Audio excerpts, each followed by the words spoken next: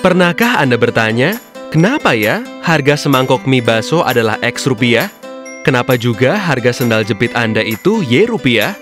Atau mengapa sih harga tiket masuk bioskop sebesar Z rupiah? Sebenarnya, dari mana sih datangnya harga itu?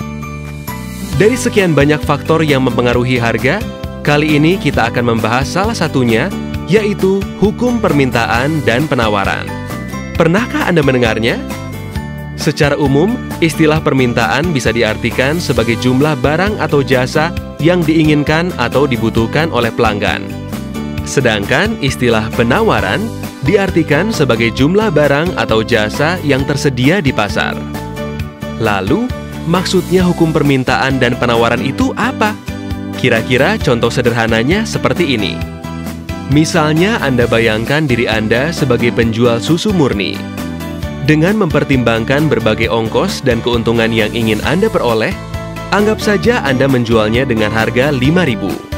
Orang-orang mulai berdatangan membeli susu murni di kedai Anda.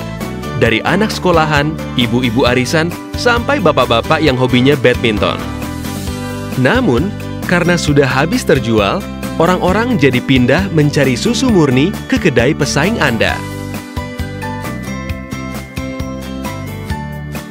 Wah, ternyata pesaing Anda pasang harga di Rp6.000 dan masih laku juga. Duh, coba kalau Anda nggak kehabisan susu murni. Anda pasti masih bisa jualan, bahkan menambah keuntungan Anda. Anda menghubungi supplier untuk menambah stok susu murni Anda ya? Nah, karena stok sudah tersedia, orang-orang mulai datang lagi ke kedai Anda kan?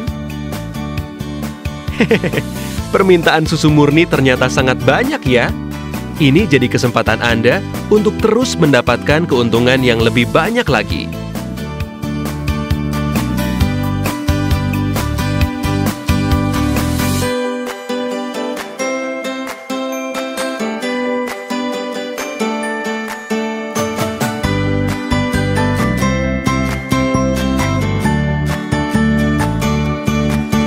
Grafik berikut ini menunjukkan hubungan antara harga dan jumlah penawaran dari sudut pandang pengusaha.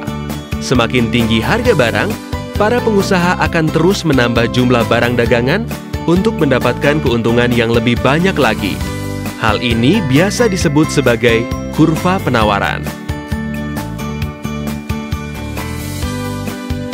Tapi, di suatu titik, bila harga barang terlalu tinggi, banyak orang yang jadi tidak mampu untuk membelinya.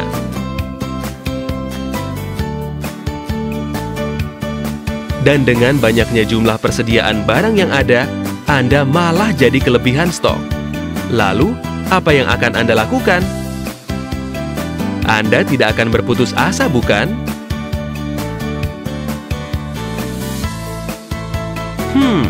Sepertinya menjual dengan harga lebih murah lebih baik daripada tidak ada penjualan sama sekali, bukan?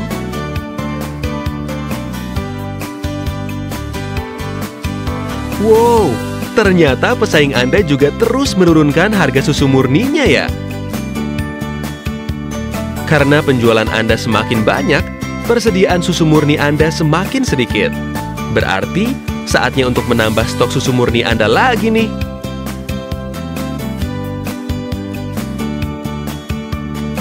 Pada grafik ini ditunjukkan hubungan antara harga dan jumlah permintaan dari sudut pandang pelanggan.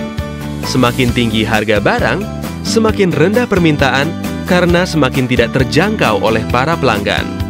Tapi, bila harga barang semakin murah, permintaan akan terus bertambah. Hal ini biasa disebut sebagai kurva permintaan. Nah, apabila Anda bandingkan kurva permintaan pelanggan dengan kurva penawaran pengusaha, bisa Anda lihat arah keduanya yang saling berlawanan. Di satu sisi, para pelanggan ingin belanja dengan harga lebih murah. Di sisi lain, para pengusaha ingin mendapatkan keuntungan lebih banyak. Namun ada satu kondisi di mana keinginan pengusaha dan keinginan pelanggan saling bertemu, yaitu pada titik di mana kedua kurva saling berpotongan.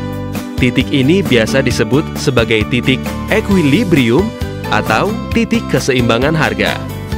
Hal ini menggambarkan kondisi di mana jumlah barang dan harga yang diinginkan oleh para pelanggan sesuai dengan jumlah barang dan harga yang ditawarkan oleh para pengusaha. Hehehe, sangat indah bukan?